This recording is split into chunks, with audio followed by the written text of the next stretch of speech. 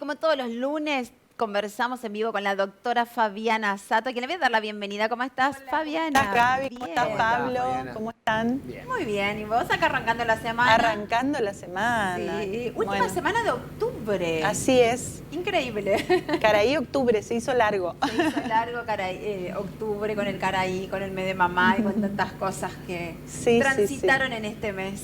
Así es. Bueno, y vos tuviste un mes también muy activo. Estuviste el fin de semana con el módulo de trauma. Estuvimos dando el módulo de trauma de la formación de constelaciones familiares de manera virtual por la plataforma de Zoom, así que para el grupo online.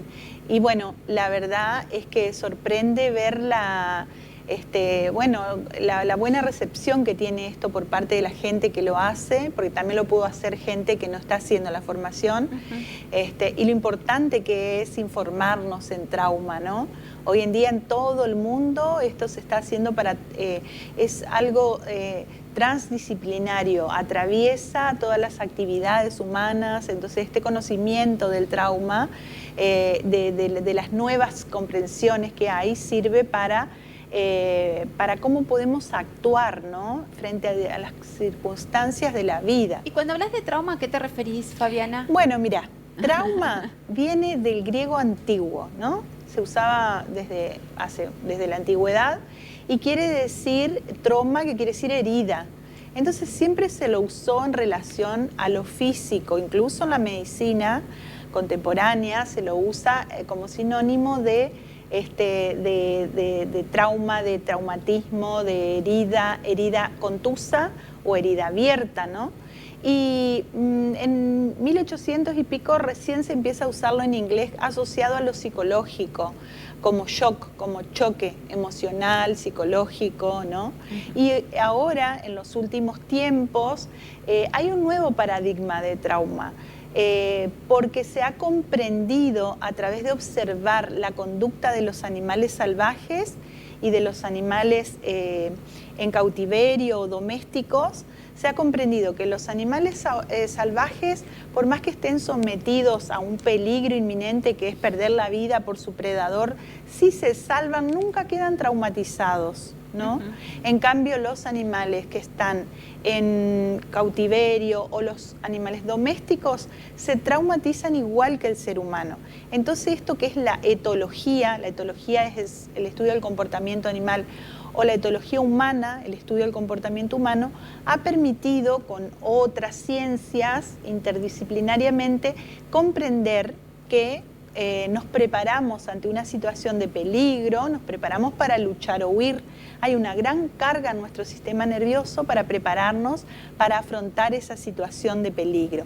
Pero el tema, Gaby y Pablo, les cuento que también si imaginamos algo peligroso, el sistema nervioso responde de la misma manera. También se prepara para luchar o huir.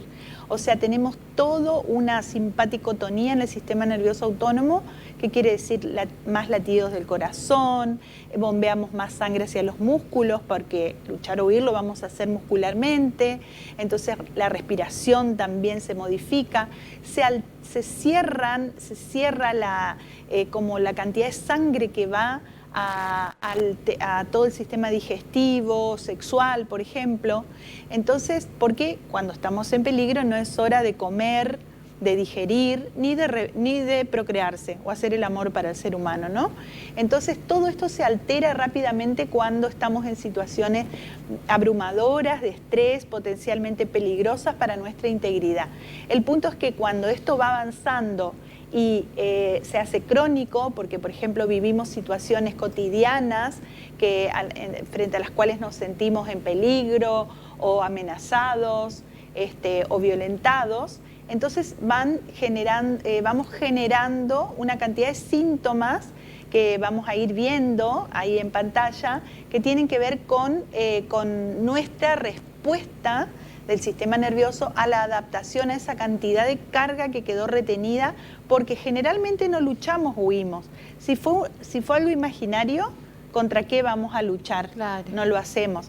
Y además, nuestra corteza cerebral de raciocinio, de pensante, con parámetros culturales, sociales, generalmente no respondemos como necesitaríamos responder a determinados estímulos externos, ¿no? Entonces toda esa carga queda retenida en el sistema nervioso y eso va a tratar de salir porque nos hemos quedado inmóviles o congelados. Y eso es lo que hoy se conoce como trauma, porque eso va a desregular todo nuestro sistema nervioso y va a aparecer, por ejemplo, insomnio, alteraciones digestivas, alteraciones sexuales, pesadillas, un mal relacionamiento con los demás, como una poca disponibilidad para la alegría, para el amor, para crear lazos afectivos saludables. O sea, va alterando toda nuestra esfera emocional, psicológica, relacional y física. Y los síntomas se van haciendo crónicos y pueden aparecer a lo largo del tiempo, o sea, pueden aparecer décadas después también. Claro. Fabiana, qué interesante, ¿no? Porque me puse a pensar en un momento en el cual estabas diciendo que también esto pasa cuando imaginamos una situación de peligro. Sí. Eso también tiene mucho que ver con los ataques de pánico, ¿no? Exactamente. Porque el pánico justamente es la imaginación de que algo no está por pasar o ante un peligro inexistente, pero que está dentro de la cabeza. Sí, hoy sabemos que el síndrome de pánico, los ataques de pánico, el síndrome de ansiedad generalizada, es una gran sobrecarga y abrumación del sistema nervioso que trata de volcar esa carga. Ustedes imagínense un globo inflado. ¿Vieron cuando jugamos, cuando somos chicos, a desinflar el globo y hacer ruidito? Bueno, el sistema nervioso trata de generar como una especie de válvula para que esa sobrecarga no salga abruptamente, hasta que en algún momento no lo logra y es como si soltáramos el globo y se quiere desinflar caóticamente. Entonces ahí la persona se desregula mucho, por ejemplo, como vos decías, con ataques de pánico o con ansiedad, y luego ya tienen miedo a eso, a que se repita, porque todo el correlato físico que se siente es muy desagradable, es muy desagradable. Entonces aparecen distintas etapas, distintos grados de síntomas, pero lo importante de informarnos en trauma y de hacer las consultas adecuadas con especialistas, que hoy cada vez más hay especialistas en trauma y trastorno de estrés postraumático, es importante porque si no somos diagnosticados o sobrediagnosticados, ¿no? Con otras etiquetas y no con esto, digamos, porque no se sabe mucho del tema. Y bueno, es nuevo, en Argentina es muy nuevo y necesitamos informarnos. En otros países se está trabajando ya con esto en las escuelas para que los docentes sepan cómo autorregularse ellos para corregular a sus alumnos. Claro. ¿No? Porque los niños, por ejemplo, o cualquier persona que esté en una situación de estrés crónico, tus mismos compañeros de trabajo pueden estar así desregulados, ¿no? Muy nerviosos, violentos. Sí. Más pequeños, más adolescentes con esos síntomas. Claro. Es increíble. Claro que sí, porque fíjate que otro tema en los niños y en los adolescentes es la cantidad de estímulos que tienen a través de las pantallas, claro, ¿no? Y cómo, si decimos que la imaginación de una situación futura, catastrófica o apremiante, me genera una respuesta del sistema nervioso, cuanto más un juego, por ejemplo, un juego electrónico donde el niño está, no sé, luchando, peleando, teniendo que, no sé, matar participantes o muñequitos, sobreviviendo para no perder su vida. Entonces, todo eso que es un juego, en realidad, para el sistema nervioso es estrés. Es estrés y eso, claro, los niños lo hacen cotidianamente, así que es un estrés crónico. Y después salen de las pantallas y a lo mejor van y pegan a su hermanito. Claro. O lo repiten. También, lo repiten porque necesitan descargar toda esa carga que acumularon, ¿sí? Ahí aparece la necesidad de luchar o huir, ¿no? Para descargar muscularmente, pero no se hace o se hace de una manera que no se entiende, los adultos no entienden. Claro. Entonces eso se va generando como un caos en la familia, en las escuelas. Fabiana, y te voy a poner también otro ejemplo puntual, esto de este trauma o de un estrés muy fuerte. Justamente hablaba con una persona que recibe un diagnóstico como bastante terminal, digamos, un diagnóstico médico, ¿no? Sí. Me imagino, ahí me pongo a pensar en esto que decís y me imagino ahí... La forma de comunicarlo, el impacto que genera. Y el impacto que genera, ¿no? Exactamente. Porque hasta inclusive cuando me lo contaba me generaba a mí también como un impacto, me imagino, para la persona. ¿Cómo lidiar también con ese trauma y seguir viviendo cuando sabes que tenés capaz un diagnóstico tan extremo? Sí, bueno, y ahí hay órdenes de prioridad, ¿no? Pero también podemos prevenir desde la medicina, cómo comunicamos un diagnóstico, un pronóstico, cómo acompañamos a la familia. Todo eso hoy son las diferentes profesiones informadas en trauma. No se necesita ser especialista en trauma para informarte de las medidas básicas de cuidado que vos tenés que tener para, por ejemplo, acompañar a niños, a pacientes, alumnos en situaciones de este tipo, ¿no? Entonces, uno se va entrenando. Mira, yo creo que en un futuro va a ser como el RCP, como que va a ser algo básico que todos vamos a tener que saber. No está tan generalizado todavía, pero es tan básico como eso, tan básico y primordial para la vida, ¿no? Entonces, ¿qué hacer cuando vemos o asistimos a sin ser la población, ¿no? A un accidente, por ejemplo, claro, ¿no? Sí. En la calle, una persona que se cayó de la bici o de la moto, que es tan frecuente diariamente. Entonces, ¿cómo se acompaña a esa persona en los primeros momentos? Sabemos todo cómo cuidarlo físicamente, ¿no? Que no hay que moverlo, que hay que...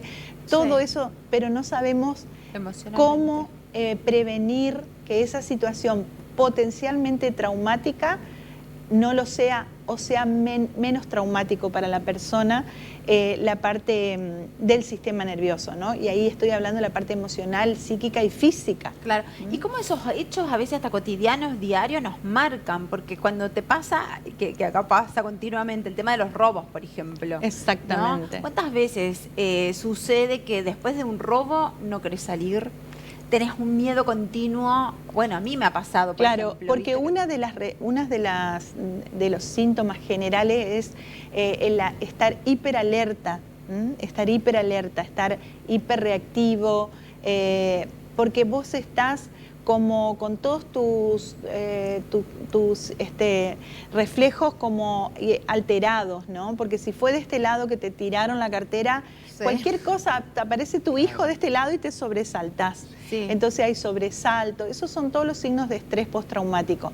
Pero lo que quiero transmitirle es que antes teníamos el concepto de que solamente frente a situaciones extraordinarias quedábamos con algunas secuelas como imágenes retrospectivas que nos invaden la mente y volvemos a repetir esas imágenes pasadas, ¿no? En relación al hecho, o que no podemos dormir, o que tenemos pesadillas, y esa alerta.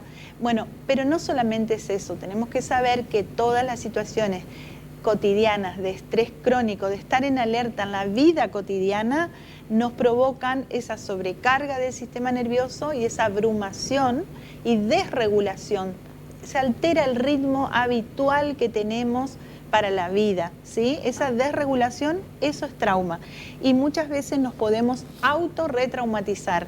Por ejemplo, cuando sucede algo así, o vamos a terapia y hablamos de hechos pasados, supongamos un abuso de la infancia o algo, y vamos directamente a contar, no sé, lo peor de la situación al terapeuta. Y a revivirla, pero sin tener en cuenta lo que está pasando en el cuerpo en ese momento.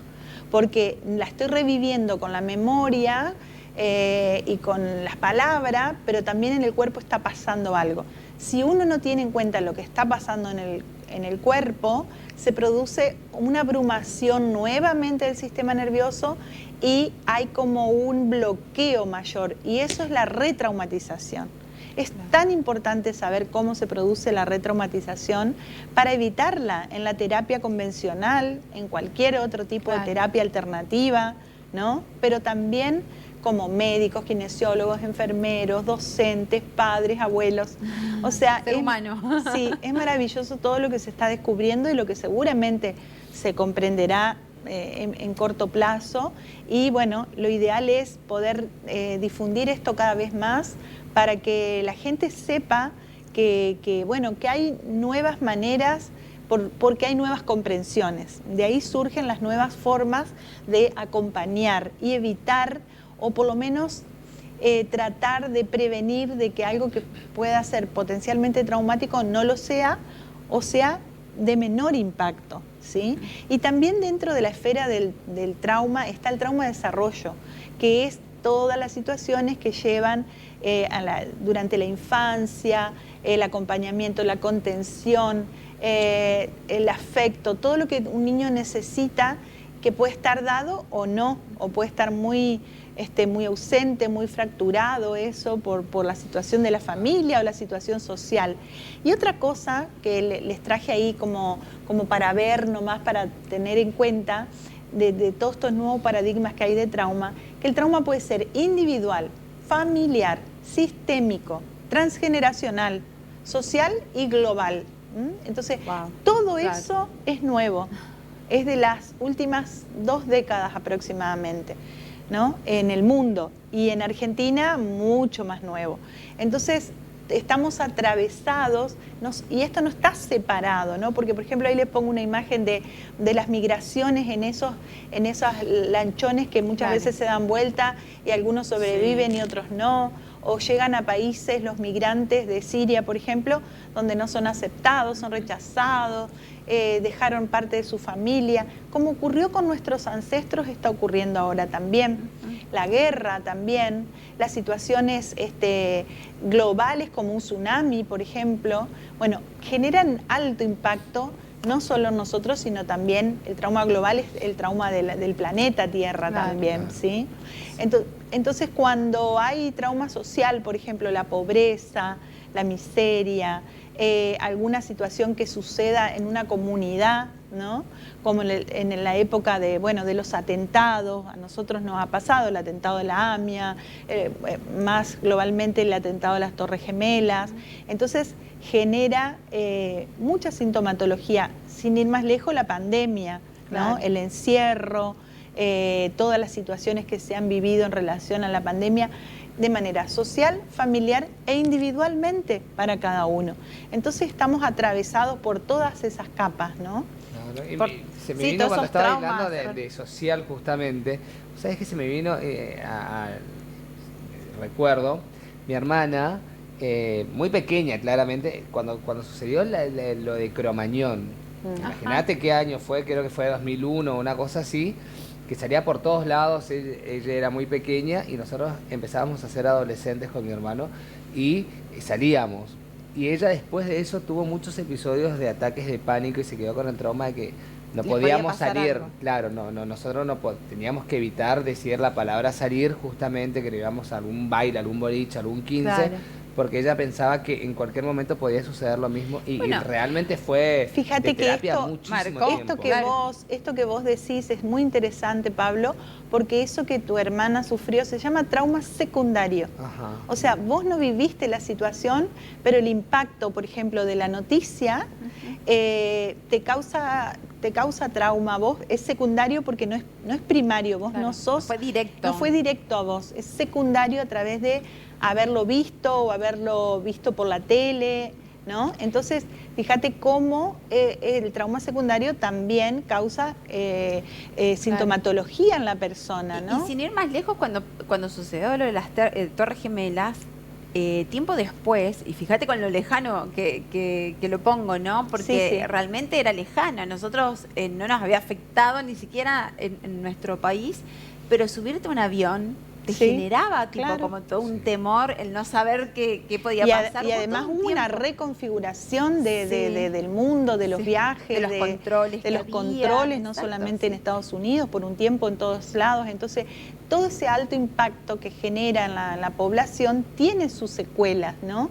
Y va siendo como un embudo, porque para algunas personas se suma lo individual, ¿no? Cómo te afecta a vos individualmente por ser un trauma primario para vos, individual, porque vivís determinada situación que se suma a toda la sobrecarga que tenemos previa, desde que estamos en el útero materno, ¿no? Porque también desde el útero materno estamos recibiendo todo el impacto de lo que nuestra madre vive y su entorno, ¿verdad? Fabiana, ¿y hay algo que uno pueda hacer ante todas estas situaciones? Bueno, sí, por ahí hay un slide también donde les voy nombrando algunas cosas, ¿no? Sí. La psicoeducación, o sea, informar sobre trauma, sobre estrés postraumático, su sintomatología, cómo prevenirla, ¿no? Y hacer cuando ya estamos cuando conocemos toda la sintomatología y creemos que podemos estar con esa sobrecarga,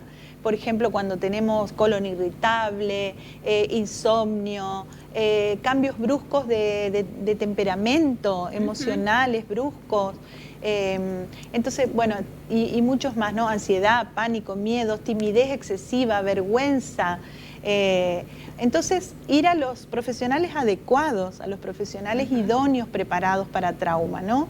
Porque justamente toda esta sintomatología no necesariamente tiene que ser medicada, porque la medicación bloquea más y muchas veces produce retraumatización, ¿no? Porque el sistema nervioso se va bloqueando cada vez más. Entonces, cuando entendemos cómo funcionamos, qué necesita el cuerpo, qué necesita el sistema nervioso, el tratamiento no es farmacológico, ¿sí? Claro. Entonces, es muy limitada la farmacología en el trauma. Al contrario, se trabaja mucho con volver a la resiliencia natural que tiene el cuerpo de buscar su autorregulación, digamos, ¿no? Pero para eso tenemos que permitirle, sabiendo cómo actuamos, cómo intervenimos con la persona, y la psicoeducación es importante porque la persona se vuelve un gran actor de su propia, un gran autoasistente, digamos. La persona se asiste a sí misma porque aprende cómo hacerlo y cómo funciona, cómo funcionamos, digamos, ¿no? Y qué necesita nuestro cuerpo. Ok.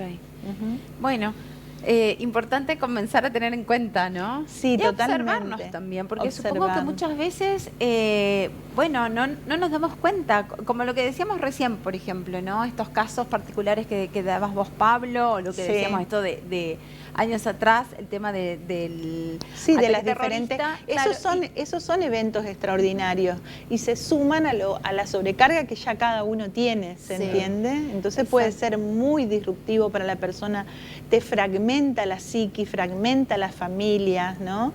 Entonces realmente quedamos muchas veces muy impactados con eso, con muchas secuelas. Lo importante es que el trauma se sana, que el trauma se renegocia, y se cura, digamos. Entonces, eso es lo importante. No es algo fijo que va a quedar para siempre. O sea, puede quedar para siempre, obviamente, pero hoy en día, al comprender más de qué se trata, hay intervenciones muy eficaces para el tratamiento del trauma. Bien, perfecto. Bueno, tenemos la placa para el próximo... Vamos a dar un taller de constelaciones familiares presencial en Corrientes el 5 de noviembre. ¡Ay, qué lindo! Y bueno, vamos a estar presentes, Pablo. Entren en nuestras... Eso es... presencial. Presencial, me encanta. Sí, en Corrientes. Y bueno, entren en nuestras páginas para seguirnos y ver todas las actividades que tenemos para noviembre y diciembre, que son muy interesantes, muy lindos talleres, temáticos también. Y bueno, todos invitados y por supuesto los espero cuando gusten. También en la consulta individual, sepan que en los talleres vemos mucho trauma familiar, trauma sistémico, trauma social también. Y en la consulta individual todo eso se puede abordar de una forma muy personalizada. Claro, más profunda, ¿no? Más profunda. Antes que vayamos al corte, ¿esto solamente para mayores o para también adolescentes y jóvenes? Los talleres, me lo preguntaron, ahora me acuerdo. Los talleres son solo para mayores de edad. Sí. La consulta individual es también atiendo niños a través de los padres y luego se trabaja, primero siempre con los padres y luego con los niños o adolescentes, pero en la consulta individual. Perfecto. Gracias, Fabiana. A ustedes, encantada como siempre de estar acá. Hasta la próxima semana y nosotros nos vamos a una pausa muy breve y regresamos prontito.